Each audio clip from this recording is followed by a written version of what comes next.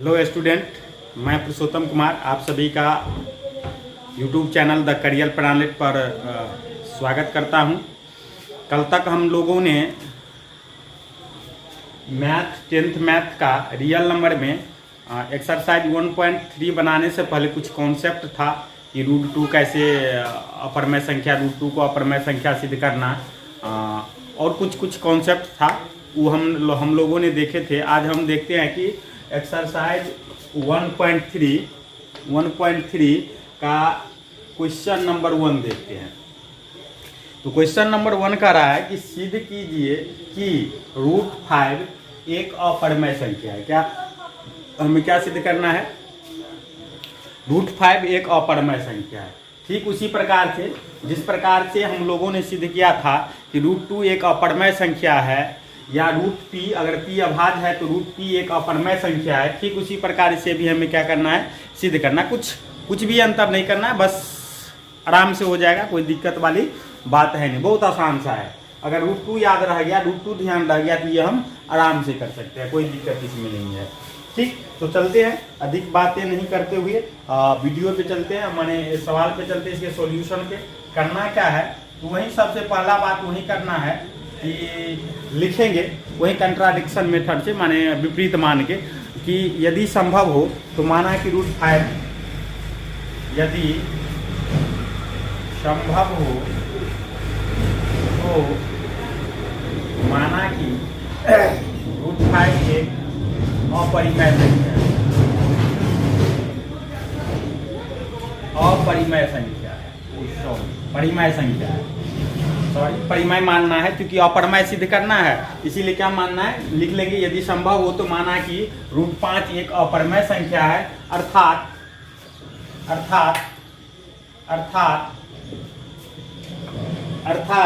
हम लिख सकते हैं कि √5 बराबर a/b। क्या लिख सकते हैं? √5 बराबर a/b, जहां a एवं b सहअभाज्य संख्याएं हैं, सहअभाज्य संख्याएं हैं या पूर्णांक है, संख्याएं हैं। क्या है? a और b सहअभाज्य संख्या। इसका कहने का मतलब ये है कि a और b में एक के अतिरिक्त दूसरा कोई उभयनिष्ठ गुणनखंड नहीं है, एक के अतिरिक्त कोई दूसरा उभयनिष्ठ गुणनखंड नहीं है। ठीक, तब यहाँ से इसी समीकरण को हम आगे बढ़ाएंगे। √5 बराबर, इसका फर्दर अति करते हैं, आगे सरल करो, माने इसका हल निकालते हैं तो क्या होगा? ये बटा में था, इधर आएगा गुना में, मल्टीप्लाई में, बराबर a हो गया। ठीक, वही बात पिछले वीडियो में जैसे किए तो वही करना है। लिखेंगे दोनों ओर वर्ग करने पर, दोनों ओर वर्ग करने पर, ठीक से याद रखना है, वर्ग करने पर, दोनों ओर वर्ग करते हैं क्या होगा? तो √5 का स्क्वायर बराबर a स्क्वायर, या यहाँ से हमें आ गया √5 का 5, b का b स्क्वायर और a का a स्क्वायर। इसको हम क्वेश्चन नंबर 1 मान लेते हैं। अब यहाँ से हम क्या देखते हैं कि ये जो 5 है a स्क्वायर को विभाजित करता है, यहाँ मल्टीप्लाई में इधर आ जाएगा गुना, मगर एक लाइन हम और लिख दे तो क्या होगा? 5b स्क्वायर, b स्क्वायर बराबर a स्क्वायर बटा 5। यानी इससे क्या साबित हो रहा है कि अगर हम a स्क्वायर में 5 से भाग देते हैं तो हमें क्या मिलता है? b स्क्वायर मिलता है, यानी कि a स्क्वायर 5 से विभाजित है। a स्क्वायर क्या है? 5 से विभाजित है, यानी कि a स्क्वायर में 5 से भाग लग रहा है। ठीक, तो हम यहाँ से लिख लेंगे अब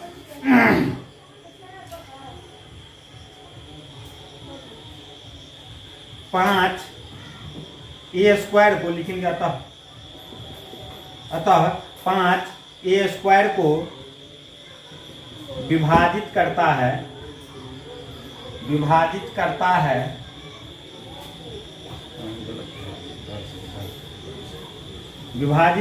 है, इसीलिए प्रमेय से हम जानते हैं कि कोई संख्या अगर कोई अभाज्य संख्या किसी संख्या के वर्ग को विभाजित करता है तो वह अभाज्य संख्या उस संख्या को भी विभाजित करेगा। कंडीशन क्या है कि वह संख्या क्या होना चाहिए? अभाज्य होना चाहिए, और ये 5 क्या है? अभाज्य संख्या है। ठीक, तो हम देखते लिखेंगे, इसीलिए 5 a को भी विभाजित करेगा, ए को भी विभाजित करेगा। ठीक, इतना कहने के बाद अगर 5 ए को विभाजित करता है, अगर 5 ए को विभाजित करता है तो ए बराबर हम कुछ ऐसे मान लेते हैं, लिखेंगे ए बराबर 5m माना। क्या करना है, अब यहाँ लिख देना है अब, यानी कि ए में अगर हम 5 से भाग देते तो मान लेते हैं कि भागफल क्या होता है, m होता है, यानी कि ए बराबर 5m, ए बराबर 5m। अब ये a बराबर 5m हम समीकरण 1 में रख लेते हैं, लिखेंगे यहाँ दिख रहा है a बराबर 5m समीकरण 1 में रखने पर समीकरण 1 में देते हैं, देखते हैं क्या होता है। यहाँ से हम लकीर बना लेते हैं, तो 1 में देंगे, एक क्या है, तो 1 है, लिखेंगे समीकरण 1 क्या है, तो 1 है 5b² बराबर a², या यहाँ से 5b² और a के स्थान पे देंगे 5m का, 5m तो इसका स्क्वायर हो जाएगा, या 5b² बराबर हमें क्या निकल के आ गया, 25, 5 को अगर हम स्क्वायर 5 का करेंगे तो 25 होगा, m² है तो m², यहाँ से ये 5 गुना में है, उधर जाएगा बटा में, भागा में, 25, या b का स्क्वायर बराबर 5m²। यहाँ से हम क्या देखते हैं, ये 5 जो है b को भी विभाजित कर रहा है, ये 5 क्या कर रहा है, b को भी विभाजित कर रहा है, तो लिखेंगे अतः 5b² को विभाजित करता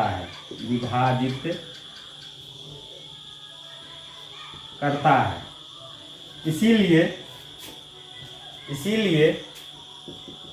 5b को भी विभाजित करेगा, b को भी विभाजित करेगा। अर्थात हुआ क्या, तो निकल के आया कि a और b का एक उभयनिष्ठ गुणनखंड 5 है। यहां से लिख देंगे, अर्थात हम क्या देखते हैं, ध्यान से देखो, हम देखते क्या है कि a जो है 5 जो है a को भी विभाजित करता है और 5 जो है b को भी विभाजित करता है, यानी कि 5 a और b दोनों को विभाजित कर रहा है। इसीलिए क्या होगा, तो 5 a और b दोनों का उभयनिष्ठ गुणनखंड होगा, लिखेंगे अर्थात 5 a और b का उभयनिष्ठ गुणनखंड है। ठीक, क्या है, हमें क्या निकल के आया, 5 a और b का उभयनिष्ठ गुणनखंड है, ये हमें निकल के आ गया कि 5 जो है a और b का उभयनिष्ठ गुणनखंड है। इससे लिखेंगे इसके बाद लिखना है कि इससे इस तथ्य का विरोध होता है, लिखेंगे एक लाइन नीचे में कि इससे इस तथ्य का विरोधाभास उत्पन्न होता है कि a और b सहभाज्य संख्याएं हैं। क्या है,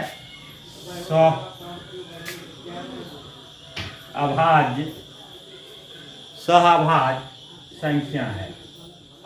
ऐसा हुआ क्यों, तो ऐसा इसलिए हुआ कि हमने गलत मान लिया कि √5 एक परिमेय संख्या है, जबकि √5 क्या है, एक अपरिमेय संख्या है। लिखेंगे ऐसा इसीलिए हुआ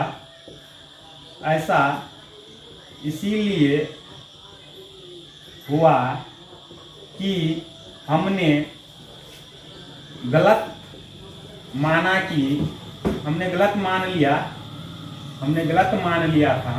मान लिया था, अतः √5 एक अपरिमेय संख्या है,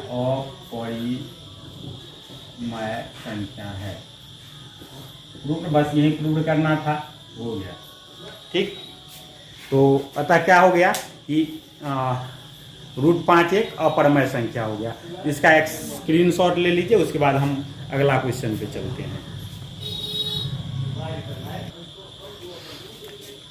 अब अपने लोग चलते हैं दूसरा क्वेश्चन पे।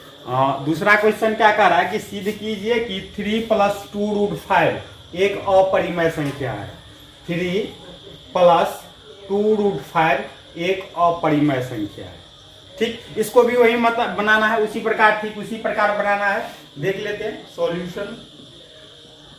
लिखेंगे यदि संभव हो, वही बात, यदि संभव हो सब में लिखना है, जितना भी कहेगा अपरिमेय सिद्ध करने के लिए सब में यही लिखना है। यदि संभव हो, यदि संभव हो तो माना कि 3 प्लस 2√5 एक परिमेय संख्या है, परिमेय संख्या है, तथा 5 कोई अन्य परिमेय संख्या है, अन्य परिमेय संख्या है। इसे हम एक दूसरे मेथड से भी बना सकते हैं, लेकिन ये वाला मेथड क्या होगा, थोड़ा आसान होगा, इसीलिए हम ये वाला मेथड से बना लेते हैं पहले। ठीक, 5 नहीं 3 मान लेते हैं। यहाँ जो आएगा ये वाला जो इसका टर्म होगा वो मान लेना है कि एक और दूसरा परिमेय संख्या है। ठीक, तो मान लेते हैं कि 3 कोई अन्य परिमेय संख्या है।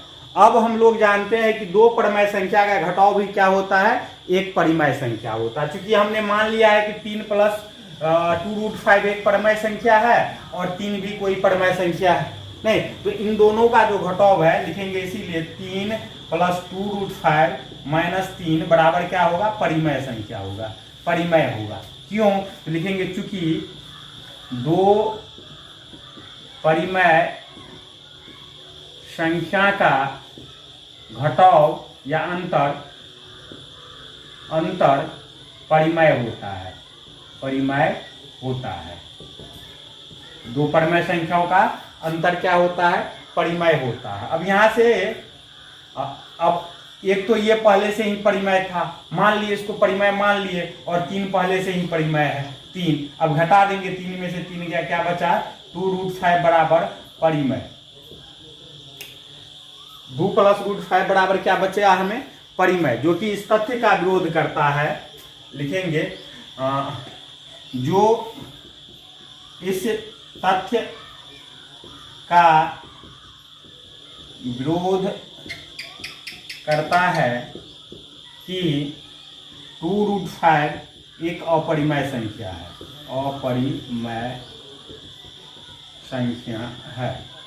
इसीलिए, और ऐसा हुआ क्यों, तो वो लाइन भी लिख देना है कि चूंकि हमने गलत मान लिया था कि ये परिमेय संख्या है। लिखेंगे ऐसा या अतः हमारी मान्यता गलत सिद्ध हुई। क्या गलत सिद्ध हुई, तो 3 प्लस 2√5 परिमेय संख्या है, लिख लेंगे, इसीलिए 3 प्लस 2√5 एक अपरिमेय संख्या, एक अपरिमेय। थोड़ा बहुत लिखना है। ठीक, प्रूफ क्या हो गया ये, दूसरा क्वेश्चन प्रूफ। इसे हम दूसरे विधि से भी बना सकते हैं, ऐसे कुछ ये छोड़ के कुछ ऐसे बना सकते हैं। हल्का सा देख लेते हैं, 3 प्लस 2√5 बराबर ए बाय बी मान लेना है, जहाँ ए भी कोई पूर्णांक है, या यहाँ से हम इसको कर ले तो ये होगा 2 प्लस √5 बराबर ए बाय बी। इधर प्लस में तो उधर जाएगा माइनस में, चूंकि 3 भी पूर्णांक है और ये दोनों भी पूर्णांक है, तो ये भी क्या होगा, एक परिमेय संख्या होगा। जब ये परिमेय संख्या तो ये भी परिमेय होना चाहिए, लेकिन ये परिमेय नहीं है। इससे इस बात का विरोध होता है कि ये परिमेय संख्या है, इसीलिए क्या होगा, अपरिमेय संख्या होगा। तो हम ऐसे भी इसे बना सकते हैं, कोई दिक्कत नहीं है। तो स्क्रीनशॉट ले लीजिए, अगला क्वेश्चन देखते हैं फिर। तो अब अगला क्वेश्चन देखते हैं, क्वेश्चन नंबर 3। क्वेश्चन नंबर 3 क्या कह रहा है कि सिद्ध कीजिए कि निम्नलिखित संख्याएं अपरिमेय है। नीचे 3 को संख्या दिया है, इन तीनों को हमें सिद्ध करना है कि ये तीनों क्या है, अपरिमेय है। पहला 1/√2 है, दूसरा 7√5 है, और तीसरा 6 प्लस √2 है। तो हम पहला से शुरू करते हैं, ठीक ना। इसे थोड़ा सा हल कर लेते हैं, थोड़ा सा, नहीं तो चलो रहने देते हैं, कोई दिक्कत नहीं है। मान लेते हैं, वही बात सॉल्यूशन में वही करना है। लिखेंगे माना कि वो संभव हो, सब में वही लिखना है। यदि संभव हो तो माना कि 1/√2 एक परिमेय संख्या है, एक परिमेय संख्या है। इसीलिए 1/, अर्थात 1/√2 बराबर a/b हम लिख सकते हैं, जहां लिख लेंगे जहां a और b कोई पूर्णांक है, कोई भी पूर्णांक है। अब यहाँ से या इसको हम कुछ ऐसे लिख सकते हैं 1/√2, हर का परिमयीकरण कर लेते हैं, हर को रैशनलाइज कर लेते हैं। तो हर को रैशनलाइज करने का मतलब है इसको सेम से गुना मल्टीप्लाई कर देना है, बराबर a/b हो जाएगा। या यहाँ से ऊपर में √2 और नीचा में हम जानते हैं √2 को मल्टीप्लाई करेंगे तो हमें क्या आएगा, 2 आएगा, बराबर a/b। अब ये डिवीजन में है, भाग में है, बटा में है, तो उधर चला जाएगा गुना में, यानी कि √2 बराबर निकल के आया 2a/b। अब यहाँ से हम जानते हैं कि 2a भी पूर्णांक है, लिखेंगे 2a। अब 2a तथा b भी पूर्णांक है। अब 2a पूर्णांक कैसे है, तो a पूर्णांक था और 2 भी पूर्णांक है, और दो पूर्णांक का गुणनफल क्या होता है, पूर्णांक होता है। तो यहाँ से 2a तथा b पूर्णांक है, पूर्णांक है। इसीलिए 2a/b एक परिमेय संख्या होगा, एक परिमेय संख्या होगा। क्या होगा, परिमेय संख्या होगा। 2a/b क्या होगा, एक परिमेय संख्या होगा। लेकिन इससे इस तथ्य का विरोध होता है, लेकिन अगर ये परिमेय होगा तो ये भी परिमेय होना चाहिए, क्योंकि दोनों बराबर है। तो लेकिन ये इतना बराबर इतना नहीं आ रहा है, माने दोनों परिमेय हो जाना चाहिए। लिखेंगे इससे इस तथ्य का विरोध होता है कि √2 एक अपरिमेय संख्या है, अब ऐसा क्यों हुआ, तो यहाँ एक लाइन लिख देंगे, ऐसा क्यों हुआ, तो ऐसा इसलिए हुआ, लिखेंगे ऐसा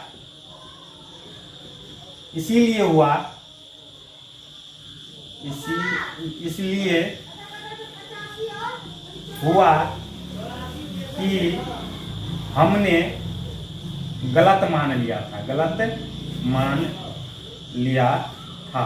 अतः इतना नहीं भी लिखेंगे तो भी चलेगा, ये लाइन नहीं भी लिखेंगे तो भी डायरेक्ट लिख देते। अतः 1/√2 एक अपरिमेय संख्या है, अपरिमेय संख्या है। बस इतना सा करना था, बहुत आसान है। थोड़ा सा इसमें दिमाग लगाना था, हर का रैशनलाइज कर लेना था, हर का रैशनलाइज हो गया, अपने आप निकल के आ जाएगा। अब हम क्वेश्चन नंबर 2 देखते हैं। क्वेश्चन नंबर 2, यहाँ थोड़ा सा जगह है, इसमें बन जाना चाहिए। 2 क्या है, तो इसमें भी वही बात करना है, यदि संभव हो तो माना कि 7√5 एक परिमेय संख्या है, एक परिमेय संख्या है। क्या है, परिमेय संख्या है। अर्थात 7√5 बराबर a/b, जहां a और b पूर्णांक हैं। हम इसे ऐसे लिख सकते हैं क्योंकि जानते हैं कि प्रत्येक परिमेय संख्या को a/b के रूप में, p/q के रूप में लिखा जा सकता है। इसीलिए 7 इसे परिमेय मान लिया है तो a/b के रूप में लिख देंगे, जहां ab क्या है, पूर्णांक है। ab क्या है, पूर्णांक है। या इसी को हम अगर आगे सिंप्लीफाई करेंगे तो √5 बराबर हमें निकल के आएगा a/7b। अब यहाँ से हम क्या देखते हैं कि a भी पूर्णांक है और 7b भी पूर्णांक है। क्या है, a और 7b पूर्णांक हैं। अतः a/7b परिमेय होगा। अब परिमेय होगा तो ये वाला परिमेय, तो ये भी परिमेय होना चाहिए। लेकिन इससे इस बात का विरोध होता है कि √5 क्या है, एक अपरिमेय संख्या है। इस बात का क्या विरोध होता है कि √5 क्या है, अपरिमेय संख्या। हम पहले से जानते हैं कि √5 अपरिमेय संख्या है, जबकि यहाँ से में ये है परिमेय और ये अपरिमेय, और दोनों बराबर नहीं हो सकता। यहाँ से हम लिख देंगे कि इससे इस तथ्य का विरोधाभास होता है कि √5 एक अपरिमेय संख्या है, अपरिमेय संख्या है। अब उतना क्या लिखना है, ये लाइन अपने से लिख लीजिएगा, डायरेक्ट लिख लेते हैं। अतः 7√5 एक अपरिमेय संख्या है, अपरिमेय संख्या है। प्रूफ।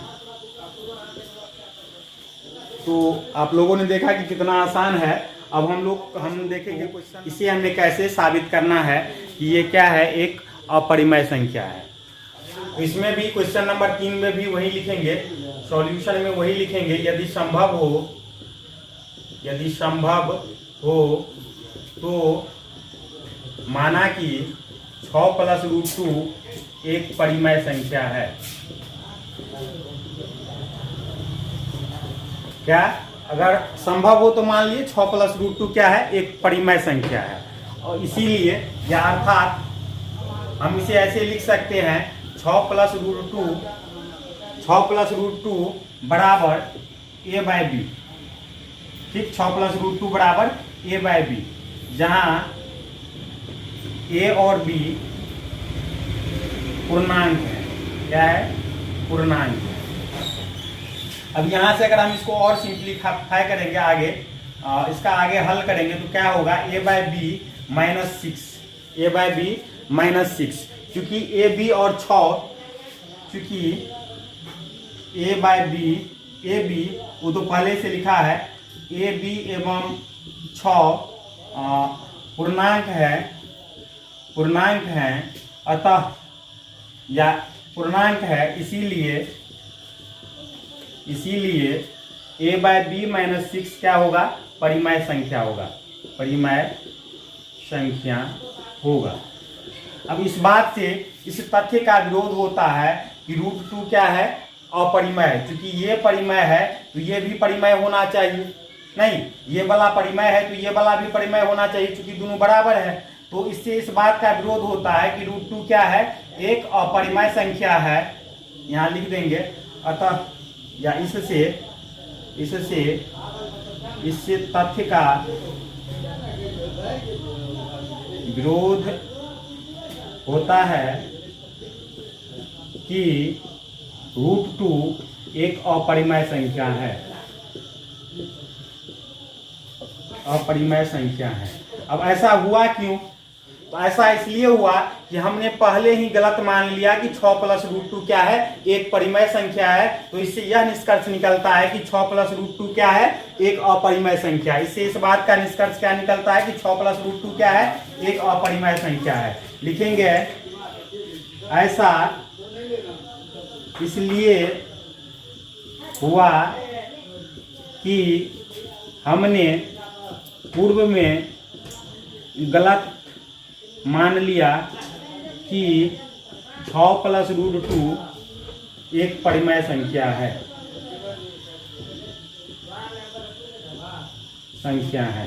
इसीलिए 6 + √2 एक अपरिमेय संख्या है। तो हम लोगों ने आज इसे हम दूसरे मेथड से भी बना सकते हैं, उसका थोड़ा सा हम अति यहाँ पे कर देते, बस थोड़ा सा हम करना हमें क्या था, ये लाइन तो वैसे ही लिखना था कि माना कि 6 + √2 एक परिमेय संख्या है, उसके साथ हमें एक और संख्या मान लेना था 6 परिमेय संख्या है। अब इसे हम कुछ ऐसे दिखा सकते थे, 6 + √2 - 6 बराबर परिमेय संख्या। क्योंकि हम जानते हैं कि किसी भी दो परिमेय संख्या का अंतर क्या होता है, परिमेय होता है। और इसे हम 6 + √2 को परिमेय मान चुके हैं और 6 ऑलरेडी परिमेय संख्या है, तो इन दोनों का अंतर क्या होना चाहिए, परिमेय संख्या होना चाहिए। 6 में से 6 घट जाएगा, बचेगा √2 बराबर क्या होना चाहिए, परिमेय संख्या। लेकिन यहाँ से फिर ये लाइन लिखना है कि इससे इस तथ्य का विरोध होता है कि √2 क्या है, एक अपरिमेय संख्या। यहाँ क्या सिद्ध हो गया कि √2 परिमेय है, लेकिन √2 हम जानते हैं कि क्या है, अपरिमेय है, तो इससे इस बात का विरोध होता है। उसके बाद ये लाइन जैसे है वैसे ही लिख देना है, कुछ नहीं करना है। तो आज हम लोगों ने एक्सरसाइज 1.3 देखा। कल अब एक्सरसाइज 1.4 से पहले कुछ उनका कॉन्सेप्ट देख लेंगे, फिर 1.5 5 में चलेंगे। अगर वीडियो पसंद आए तो लाइक करें, शेयर करें। अगर वीडियो चैनल पर नए हैं तो चैनल को सब्सक्राइब करें। और हम लोगों का मनोबल बढ़ाने के लिए अपने दोस्तों से, अपने आसपास में अगर कोई बच्चे हो 10th में पढ़ने वाला तो उनके गार्जियन को, उनके माता पिता को कहे कि इस YouTube चैनल पर 10th का पढ़ाई होता है और उनसे सब्सक्राइब करवाएं।